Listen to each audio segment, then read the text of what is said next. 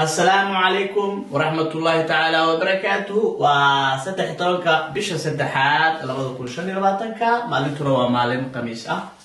عشر كذا ما أنت واكد ويا عشرة ذي كره عوانكو حويا كذا نسكوسا ويدين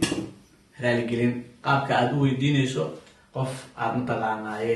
وحقون إذن ده مرين ما أهنا أكلينا دجال بالشيء وقت جاك صوت هذا كره أما وضع وبان تاينا مرتو كره أما بقى إن عاد واحد ويديسات وباهنتها مركا قابكي واحد ويديسات مركا كذا وويدين إسكوسا هالجلين أوكي إسكوسا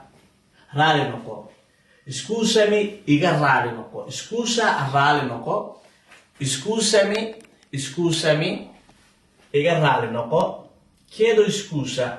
وحن ويدين السنة يا أما ويدين يا رالي أحانشو mi dispiace waan ka xumahay mi dispiace waan ka xumahay kolba mia afka Soomaaliga maxay noqonaysaa kolba macnaheedu af Soomaali hadda aniga sax ah oo hadda aan saari karin ma jirto kolba laftirkeeda inta badan dadka qaar way isticmaalaan marka arinkaas dhacay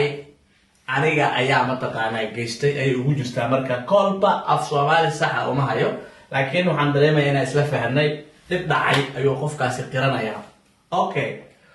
non l'ho fatto apposta ku talagal uma sameyn apposta wa ku talagal non l'ho fatto apposta ku talagal uma sameyn non era mia intenzione ku talagalkaygu ma ahayn intenzione wa ku talagal perdonami i afi perdonare wa afinti mi perdoni mi afinaysa mi perdoni mi عفينيسا sidaan filayo waa ka bogateen inkastoo casharku uu yar yahay laakiin ereydan waxaan u aragnay inay yihiin erey muhiim u ah wada sheekaysiga laba qof wada hadlaya in marka uu dhaxaad ay u noqon karaan marka inta aan ku kulmi doono casharka mid lamid ah waxa idin kaga tagay nabaadin loo kulanta waxaan naga xasuusina inaadan naga ilaawin share like isla markaana asxaabtiina aad